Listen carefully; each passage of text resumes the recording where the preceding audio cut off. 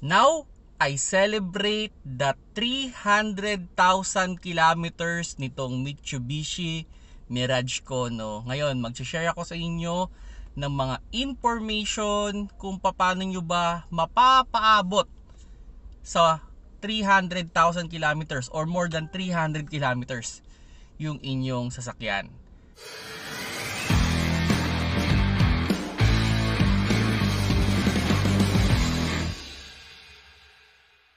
Hello mga paps, I'm Kuya Shane at yun no, mag-share lang ako sa inyo ng mga maintenance or mga precaution para mas magtagal ang inyong sasakyan. Okay, unahin natin dun sa maintenance, no, yung basic maintenance niya. Ako, ang ginagamit ko talaga dito sa Mirage ko, most of the time, mineral. Okay? Pero may mga time na nag-semi-synthetic ako, pero napaka-rare ko na nag-fully synthetic. So, ang sinusunod ko lang dyan, pag naka-mineral o mineral yung nilagay ko, every 5,000 kilometers, change oil talaga ako nyan. At kung semi-synthetic naman, 7,500, change oil na ako nyan. So, yun ano, number 1, yung engine oil, dapat din yung palitan yan. Then, number 2 is the transmission oil, no? Yung transmission oil, ako, ginagawa ko every 40,000 kilometers. Pinapalitan ko yung aking transmission oil o yung aking CVT oil. Kasama doon yung kanyang filter.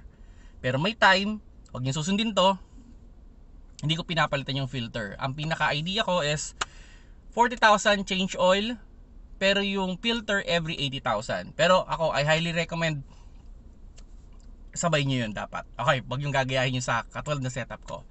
Then, yun. Yung spark plug, dahil iridium yung spark plug nito, mga 80,000 kilometers bago ko siya talaga nire-replace. Then, yung air filter every 15,000 kilometers. Tsaka ko siya pinapalitan. Actually, on this Mirage, no, sa first 100,000 kilometers niya, halos wala talaga siya naging problema.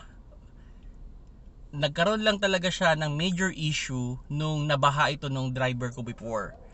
Unfortunately, ang nasira is yung oxygen sensor. Kaya yon, sa mga naka-Mirage o even do sa mga nakakotse na may oxygen sensor o yung mga di gasolina, iwasan ninyong ibaha yung inyong sasakyan. Kasi may possibility na unang tatamaan dyan, bukod sa wheel bearing, is yung inyong oxygen sensor. So, pwedeng mag-check engine ang inyong sasakyan. So, yun lang yung medyo masakit sa ulo dito pag nag-check engine na. Kaya, yan, especially sa mga naka-Mirage, huwag nyong idadaan sa baha. Okay, now, sa auxiliary fan motor naman, actually, ito medyo marami ng palit ng auxiliary fan motor to.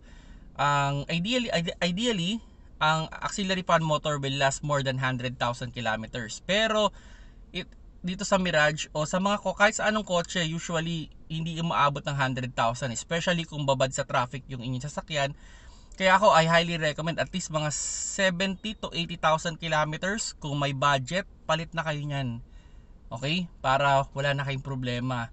Yung mga ano naman, yung mga brake pad, yung mga brake shoe, matagal naman yan eh. Usually mga 40,000 bago yan nagpapalit. Yung brake shoe, 100,000 kilometers yan bago pinapalitan yan. So, sa mga maintenance, yun lang.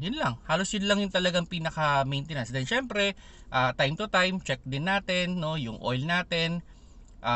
Sabihin na natin kung araw-araw yung ginagamit, at least sana every week check ninyo yung brake fluid, yung engine oil, transmission oil, basta lahat ng liquid na pwede nyo i-check, no, radiator, coolant, check ninyo para wala kayong maging problema.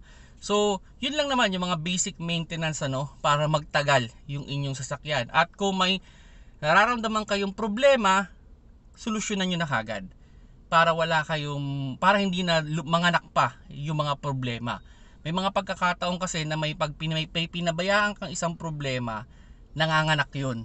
Okay? Kung masusolusyonan mo kagad, posibleng hindi na siya madagdagan pa. So, ganun lang naman yung pinaka-idea. So, dapat every time na dinadrive natin sa sasakyan, pinakikiramdaman din natin yung takbo niya, yung performance niya. Kung may nakita tayong medyo mali ng konti, di goods na goods, di ba?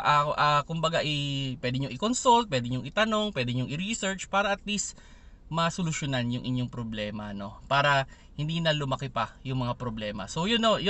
So now I celebrate the 300,000 kilometers. Actually, isa kong kotse pa 200,000 na eh. Ito 300. So on my record, more than 500,000 kilometers na akong nagda-drive. At most of the drive niyan ay mga city driving. So kung itong 300,000 kilometers na to, yung sa akin ngayon, actually ito 7 years old pa lang tong kotse, 2016, 7 to 8 years old pa lang. 2016 model kasi to. Kung yan ay iaano ko sa private use na mas marami yung highway driving, maybe tumakbo na to ng mga 500,000 kilometers. So sulit na yun.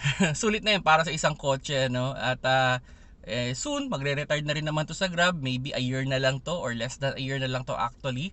So it will be our private use na lang din. So yun mga paps, no? So I hope you get something with regards maintenance para mas magtagal ang inyong sasakyan. Kung nagustuhan niyo yung video, paki-like na lang mga paps.